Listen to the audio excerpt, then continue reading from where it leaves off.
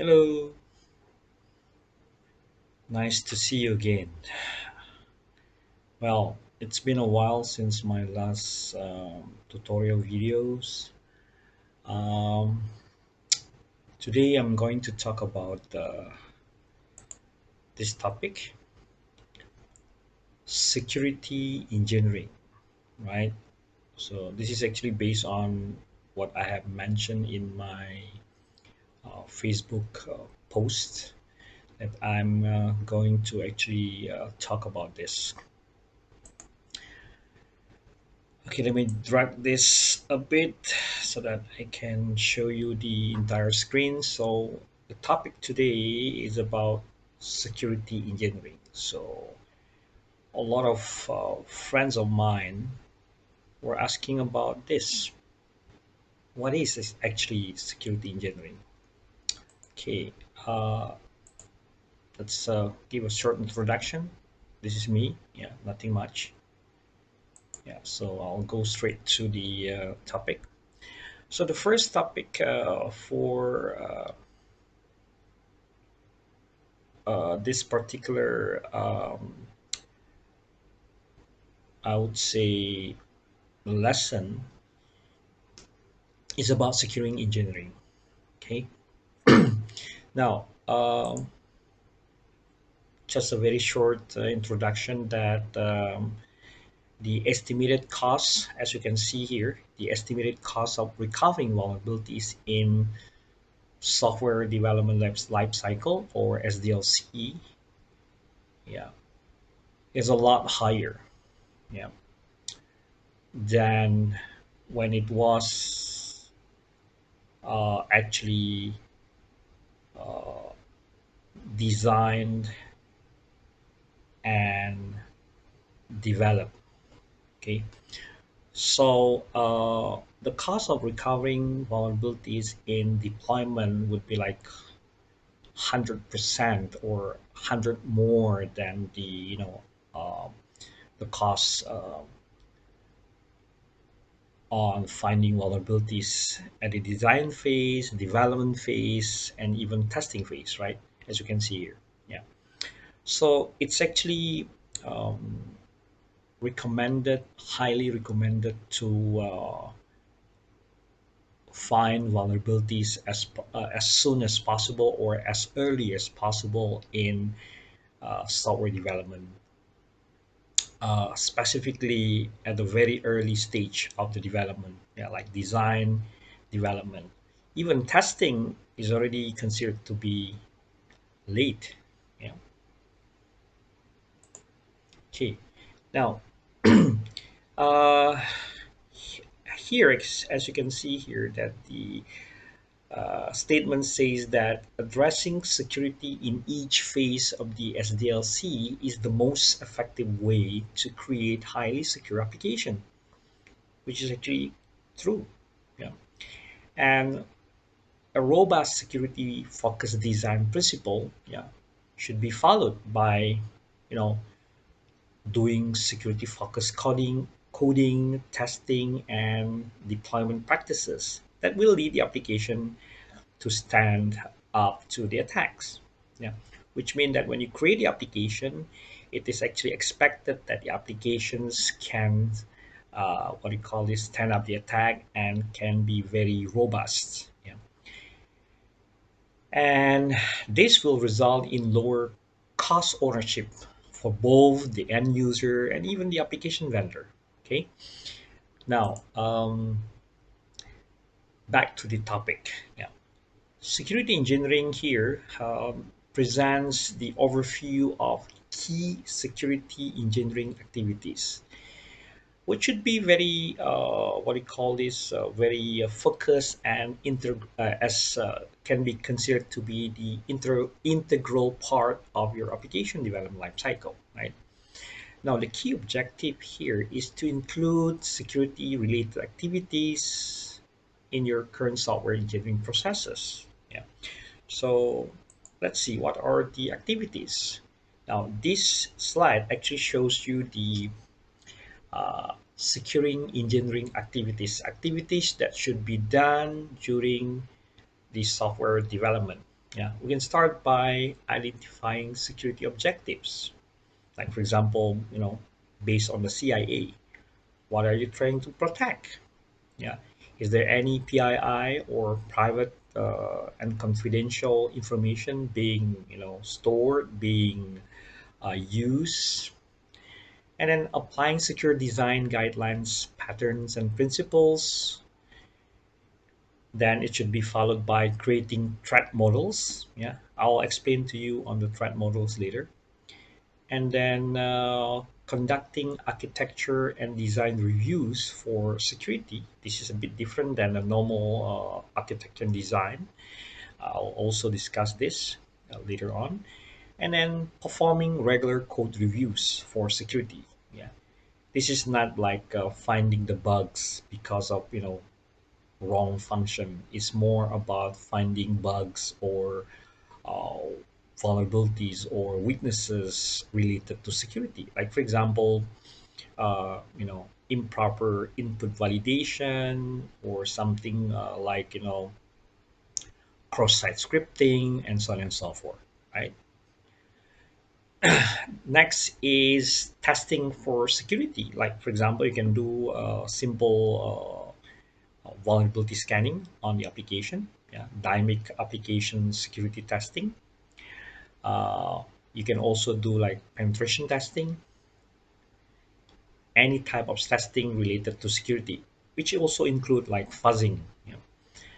And then next, or which is actually the last one, conducting development reviews to ensure secure configuration, because insecure configuration might also lead to you know vulnerabilities. Yeah. Okay. Then how about security engineering? Yeah. Security engineering is a specialized field, as you can see here, of a software engineering that focuses on security aspects of the design and system that needs to be able to deal robustly with possible sources of disruption. Example here: malicious acts, hacking, misuse case, or something like that. Now, in summary, both both security engineering and securing engineering and security engineering focuses on the security aspect of the security software or system development, which will have the main objective, which is basically to deliver robust products, right? Okay, then now this slide actually shows you the SSE CMM, which is now already known as, or has been adopted as, ISO 21827, yeah, year 2008. SSE CMM stands for Systems Security Engineering or Secure Software Engineering Capability Maturity Model. Yeah. Anyway, if you want to know more about this, you can just Google uh, with the keyword SSE-CMM. Now, this capability maturity model focuses on secure software engineering. And the maturity model means that it can be used to measure somehow. It's actually a tool that will allow you to measure the capability, maturity of your system engineering or software engineering, right? So it starts from 0 to the highest one, which is 5. Yeah, 0 means not perform. Yeah. Capability level 1 means the organization perform informally. Organization uses best practices. The higher level after 1 is 2, which is plan and track, which means that the organization has committed to perform whatever required, and then planning performance, tracking the performance, verifying the performance, and then one of the expected level for the organization is level 3, which is well defined. It means that the organization has defined a standard process. It has created a standard process, or customized or tailored using the data, perform a defined process. And then the next level is quantitatively controlled, meaning that organization has measured quality goals, has determined process capability to achieve the goal, and then objectively manage the performance. And the highest level here, continuously improving, meaning that the organization has established quantitative process effectiveness goals and also try to improve the process effectiveness. Uh, Perhaps the organizations like Microsoft or Google, they might have achieved level 4 and even 5, right? For startup organizations, they might just start from uh, level 1 or even like level 2. Yeah. So again, this SSECMM is a tool that can be used to measure the maturity level of the organization's security engineering, right? Okay, let's move on to the next one. So this is actually more about the explanation on the SSECMM. So what is this exactly? What is SSECMM? It describes the essential characteristic of organization's security engineering process that must exist to ensure good security engineering. So something like a standard, right?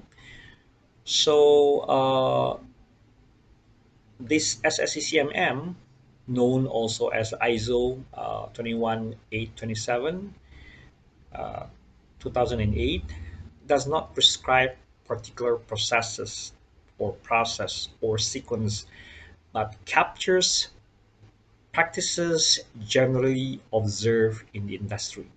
So it's something like best practices, yeah, industry best practices.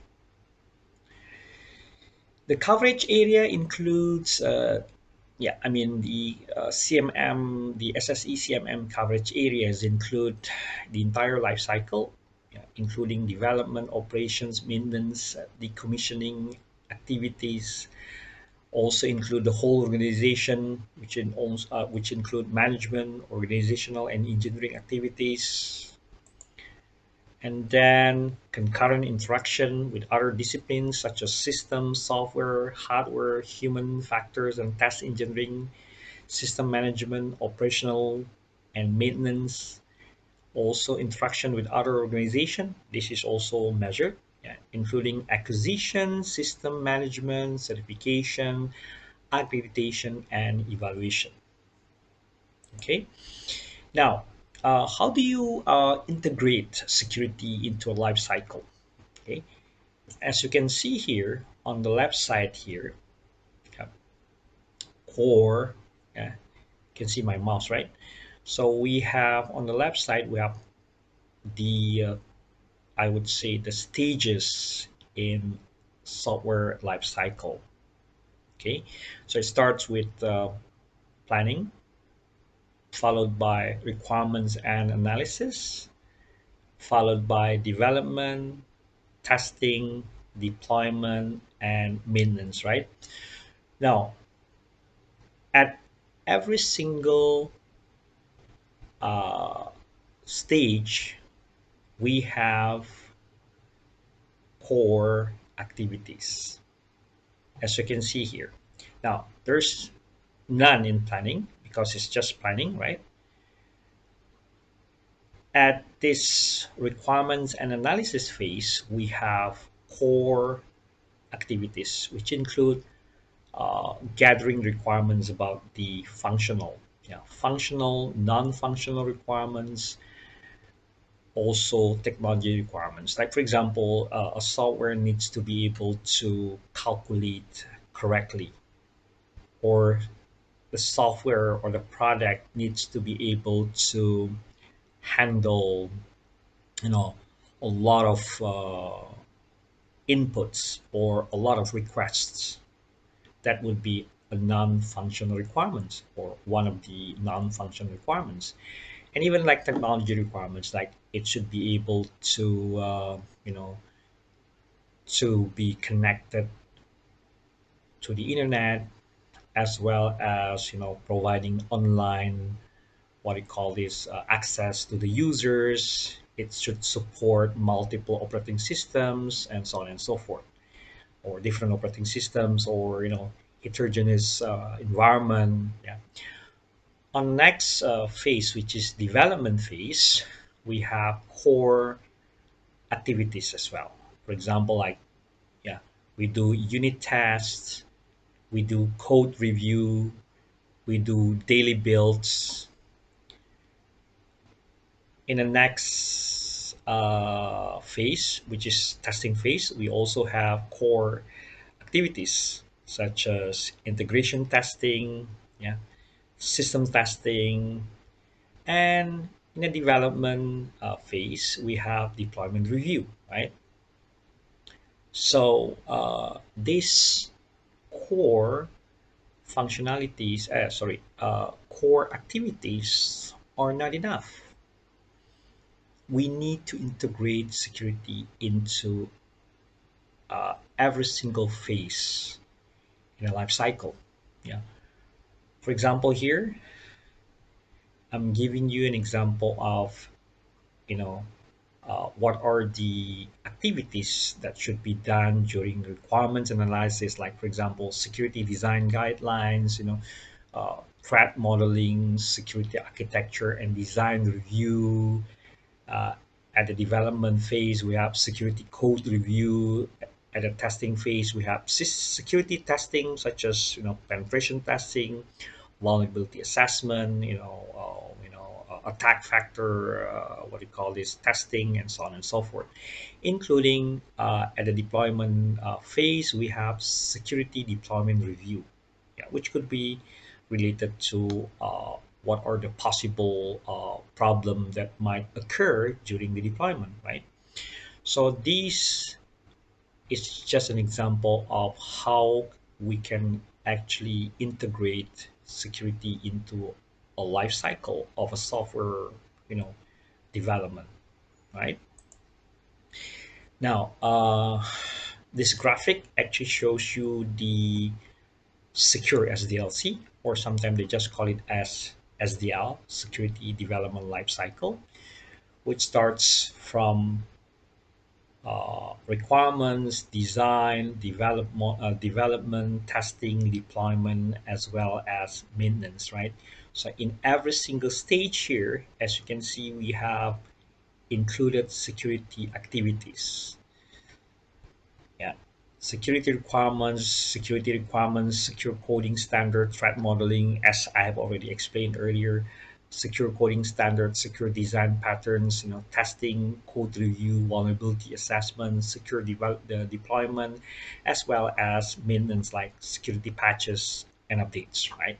So basically, this diagram shows you how we can actually integrate security into every single phase in software development.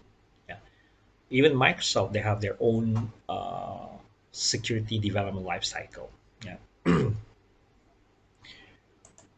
Okay, then what are the security activities? As you have seen in the previous slide, that there are several activities uh, that are related to secure software SDLC, right? Or secure SDLC. Uh, okay, so let's start with the first one. Security activities. First security activities would be defining security objective, then followed by security design guidelines. You might need to provide or get some guidelines from somewhere, and then threat modeling, then followed by security architecture and design review, and then followed by security code review, and then security testing, yeah, and then security deployment review. Now, uh, I would emphasize on several things here. For example, like security objectives, threat modeling, security code review, as well as security testing. Yeah, I'll be explaining this in the next slide. Yeah. So, just an example of a security objective. Yeah, yeah. One of the example. Let me give you some examples. Like, okay, perhaps stating or defining tangible assets to protect, or even like intangible asset to protect. Yeah. So you can define this, like for example, user accounts, passwords, confidential information like card holder data, and even sensitive intellectual property or IP. Those could be the examples of tangible asset to protect. Yeah.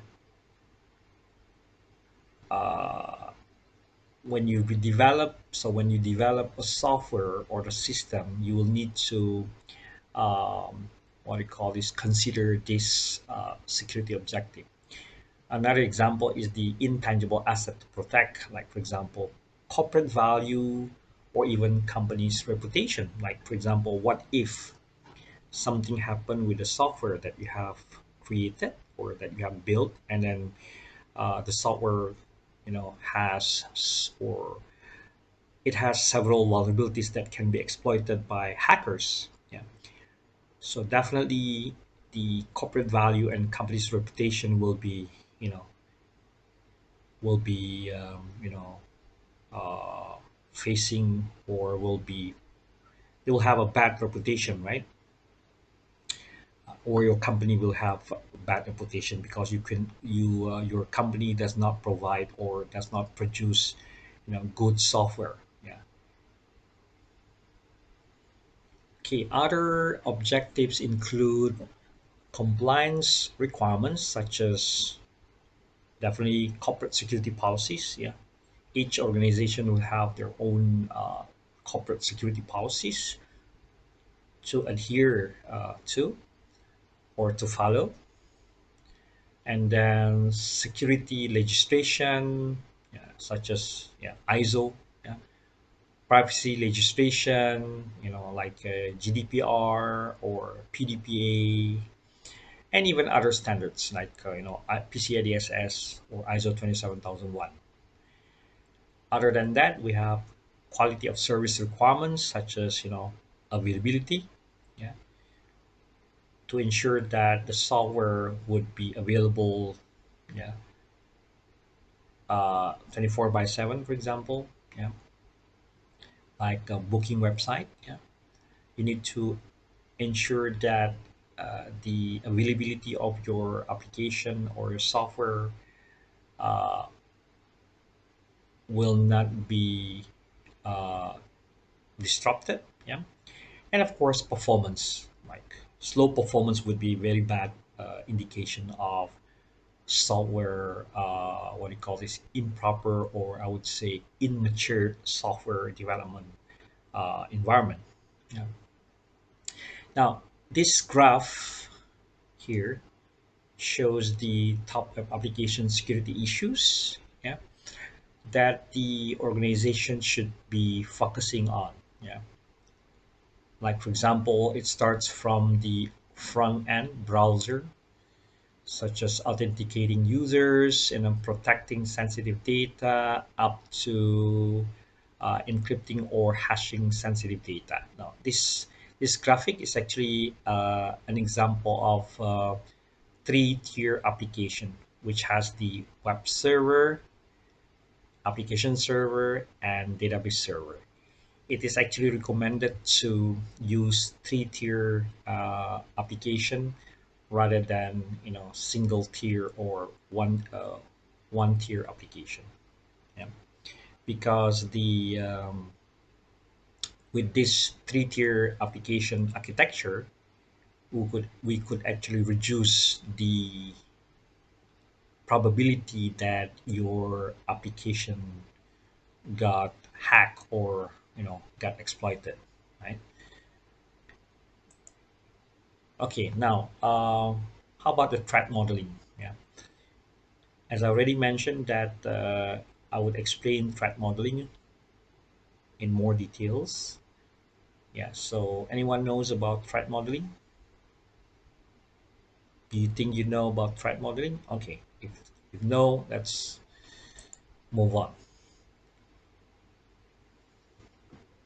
Have a look at the definition. Yeah.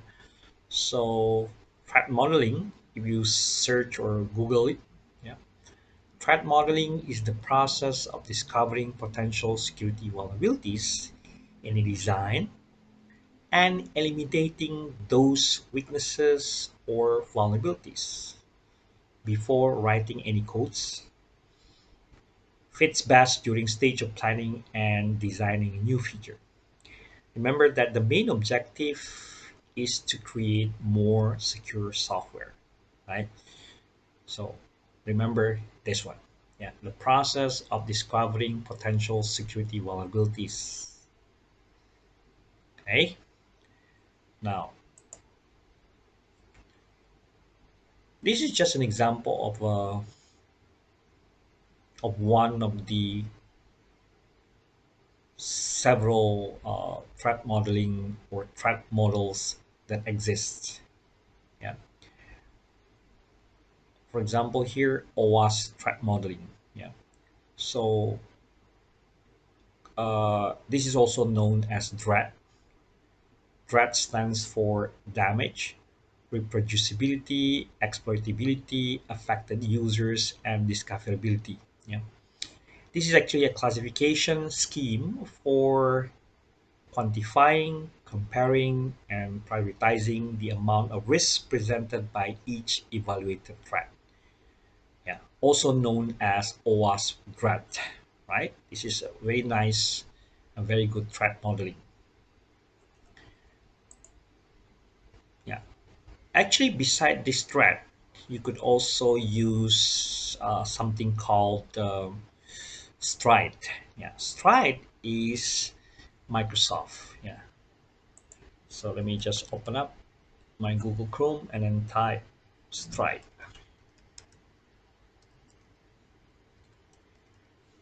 Stride threat model. Yeah. So this is Stride threat model. Yeah. Stride stands for spoofing. Yeah. Spoofing, tampering, repudiation, information disclosure, denial of service, and elevation of privilege. Yeah. So this is also one of the models that was actually developed for Microsoft, right? So you can actually use Stride or even like the drag. Okay, here. Now, how do you use this drag threat model? Yeah, we'll discuss this later. Okay. Next is the activities. Threat modeling activities starts with identifying security objective and then do the application overview, then decompose application, meaning that you have to break down your application into smaller units, and then next is you'll need to identify threats, possible threats to your application, and then finally identify vulnerabilities, any weaknesses. Okay, now you can actually create something like this. You can document your threats by creating a diagram that shows the components of your application or your software, right? And then, for example, here, as shown here, we have several, security zones like internet, DMZ, intranet, and then we also create a diagram that shows the firewall, the uh, server that handles the application as well as the database. And then we can provide the potential threats here, like for example cross-site scripting, insecure backup in every areas, or in every what we call this zone, like cookie reply, verbose exception, SQL injection here on a database, SQL server, brute force eavesdropping, or even audit logs deletion. Yeah, so we can then dramatically document the threat here. Yeah, the most important uh, what we call this aspect to be documented is the threats. Right, you will need to document the threats as detailed as possible. Now, uh, the next slide actually shows you about common ways to rank the threats. You can use Delphi ranking, but we're not going to talk about the Delphi ranking, but we're going to talk about the average ranking and probability times impact ranking, or sometimes they just call it as P times I ranking or PI ranking. Right? Now, this is just an example of the average ranking where you list all of the threats, like for example, SQL injection, cross-site scripting, cookie reply, and so on and so forth, up to let's say logic flows. And then by utilizing thread, you can basically uh, provide a score for D. Yeah, as we have seen here, D represents damage, R represent reproducibility, E exploitability, A affected users, and DI is discoverability. Right. So we put um, the score for D, for R, for E, for A, and DI. When you do the calculation, average rank D plus R plus E plus A plus DI divided by 5. Okay. Uh, so do this, yeah, for the next thread, as you can see from this graphic or from this table. Yeah. So we got the average ranking for SQL injection, cross-site scripting, cookie replay, and so on and so forth. Right. So this is average ranking. The next one is the P times I ranking or PI ranking. Almost the same thing, but we split this into probability of occurrence, like R, which consists of R, E, and DI. While for the business impact, we use the D and the A, which is discoverability and affected users, right? So then we use the P, which is probability of occurrence, yeah, uh, times the I, which is the business impact. Then we got the uh, total risk. Yeah. So we do this for every single thread. Yeah. And then finally, we can rank this. We can sort the thread based on the highest number, based on the PI. Yeah, P times I, right? So as you can see here, cross-site scripting is having the highest, which is 54, and then followed by output caching, 48, and then SQL injection, 42. And the rest, as you can see here. Okay. Now, uh, remember that the uh, main objective of a threat model or threat modeling is to rank the threats as well as providing controls. Yeah. So once you have rank the or prioritize the highest based on the highest threats, then you have to come up with the suggested or recommended controls, such as this one, like for example, cross-site scripting.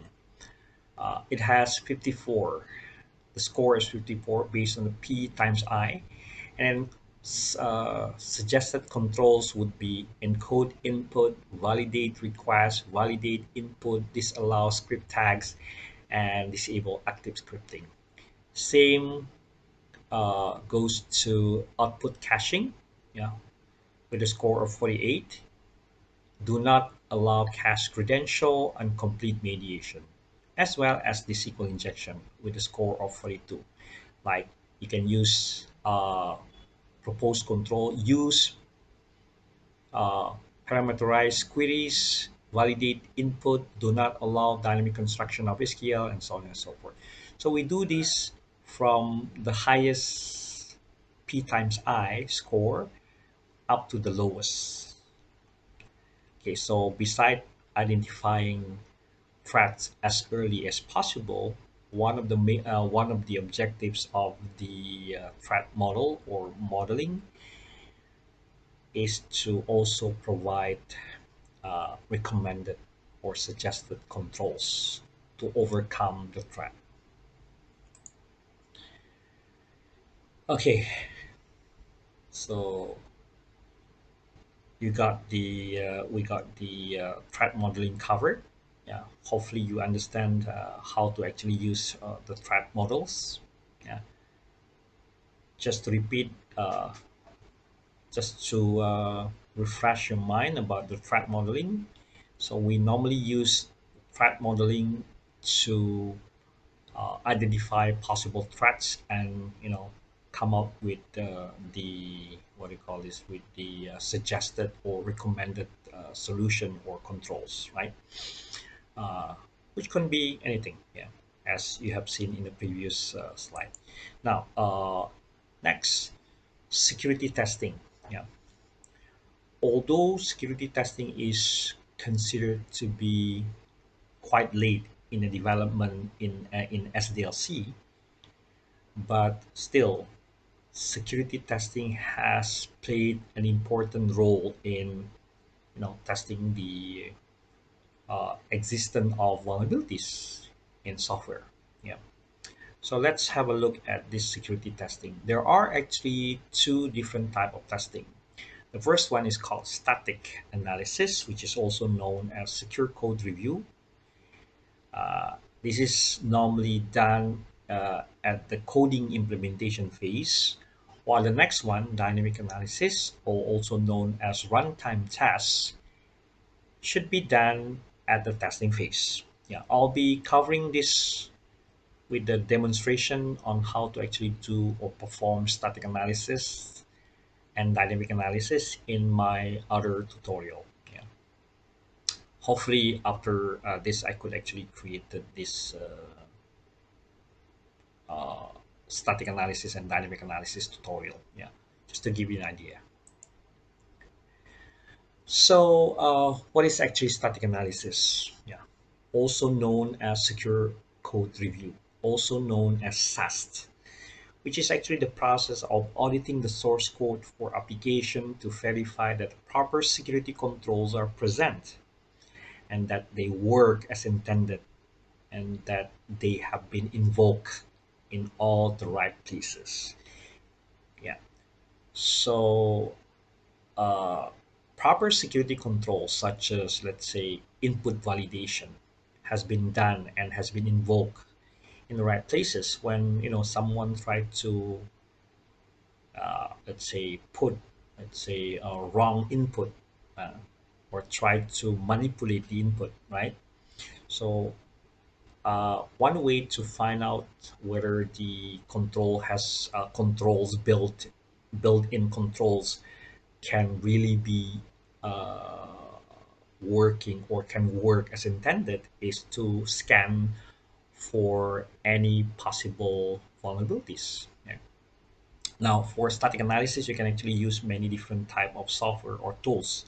Yeah, from open source to commercial. Yeah, I'll be showing you the examples or some examples in my other videos. Yeah, so this is just an example of a static analysis secure code review by using tool called RIPS, a static source code, open source, and mainly for the PHP application. Yeah. So if you have PHP based application, then you can use this RIPS to scan your code to find vulnerabilities. Yeah. As you can see here in this slide, you can see that it has found file disclosure, SQL injection. Yeah. So two vulnerabilities have been found or have been found when the tool RIPS uh, scan for the code. Yeah, there's another one. This is actually a screenshot of static analysis results based on a commercial software called Checkmarks. Yeah, you might want to look into Checkmark. Checkmark is, I believe, I've already tested Checkmarks, and the tool is great. It is very nice, very easy to use. All you need to do is zip all of the source code and then let it scan. Yeah, and it will tell you what vulnerabilities or what type of vulnerabilities uh, found in your application. Yeah. Support different type of languages like C, C++, PHP, .NET, and even Java. Now, the next task is called dynamic analysis, also known as runtime tests, also known as DAST or dynamic analysis software testing, which is a technology used to find feasible vulnerabilities by feeding, for example, URL into automated scanner. Yeah. Highly scalable, easily integrated, and quick. Drawbacks lie in the need for expert configuration and high probability or possibility of false positive. So when you use this dynamic analysis tool, be aware that the result might contain false positive, which means that you really need to uh, retest your application using perhaps manual technique or manual vulnerability exploration technique. An example here, I'm using Acunetics.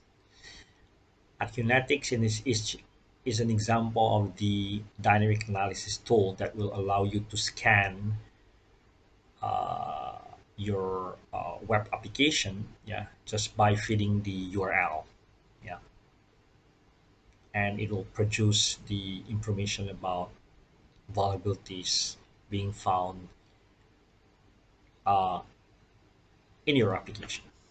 Okay, as you can see here, we got level 3 high, and we got like SQL injection and some application error messages. Okay, I'm going to show you the static analysis as well as dynamic analysis in my other tutorial videos.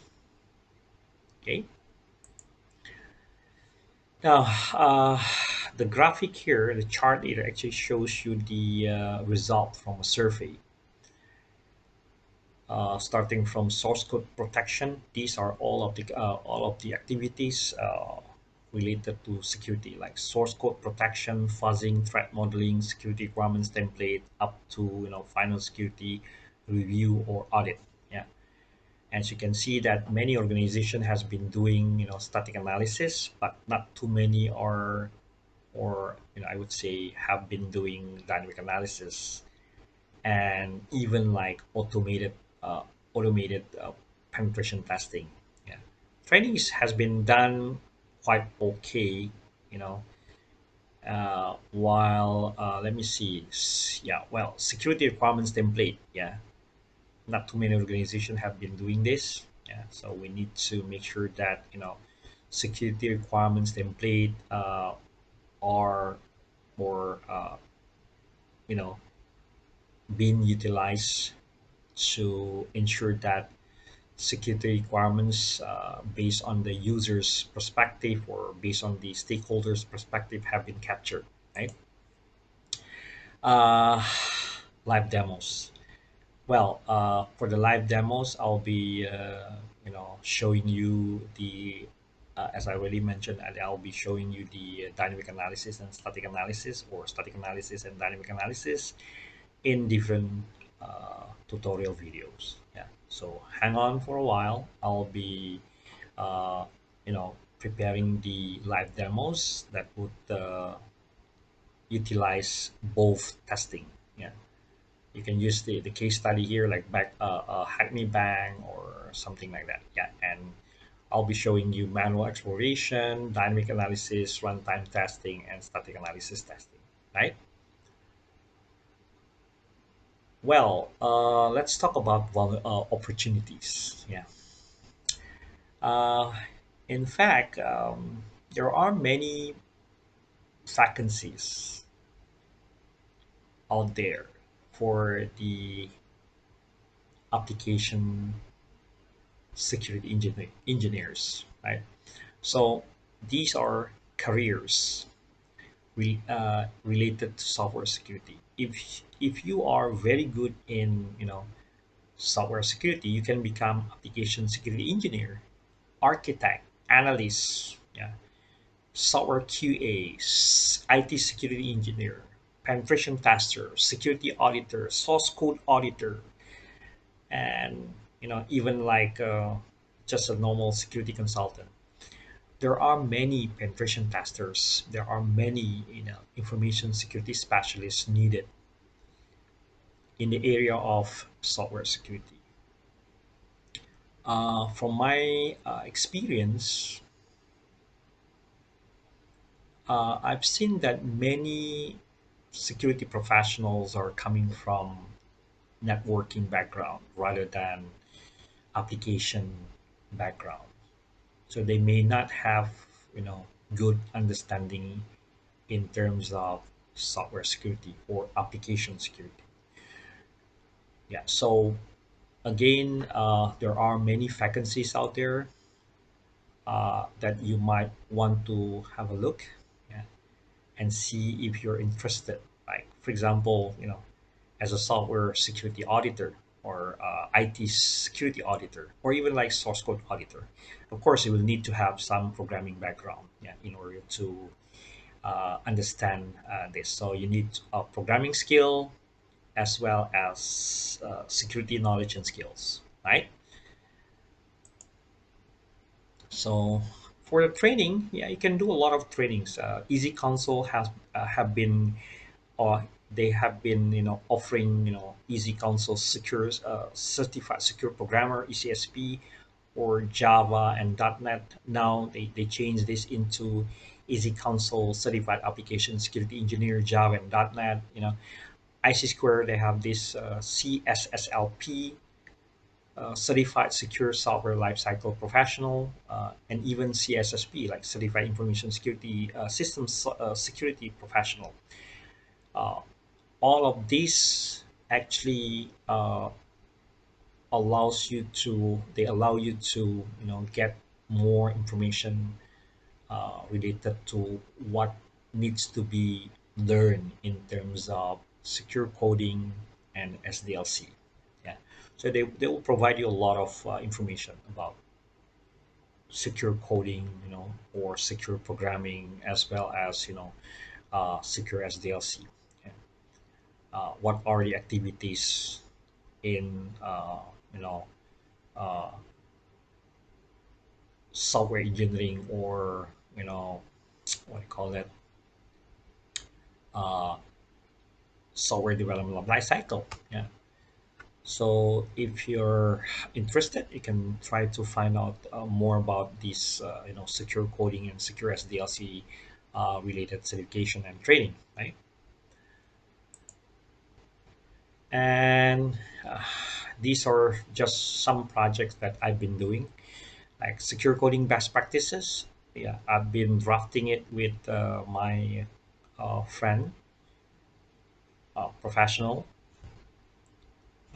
Then secure codings or SDLC awareness training for developers and InfoSec professionals. I've been doing this for quite some time in many organizations, including financial and banking industry, as well as creating the application threat and vulnerability database with risk ranking, yeah, for web and mobile. Yeah. So these are the project that you might want to help me with. Yeah, I've started the project quite some time ago, but due to my you know work and activities, I really do not have time to continue my projects. Yeah, I need your help, guys. Yeah, I think that's all for today. That's yeah, this one is my last slide. So thank you very much for your kind attention. And if you want to reach me, just email me or even contact me through WhatsApp, yeah, or send me a message through my LinkedIn. All right. So hopefully, what we have discussed about, or what I've been talking about today, would give you more information about software development lifecycle, as well as security engineering, which is actually our main topic. Yeah. So basically, this tutorial is about security engineering, securing engineering, software development lifecycle, and the integration of security into software development lifecycle. Yeah, overall engineering process. All right. So that's for today. Thanks again for watching. Uh, like and subscribe. See you guys.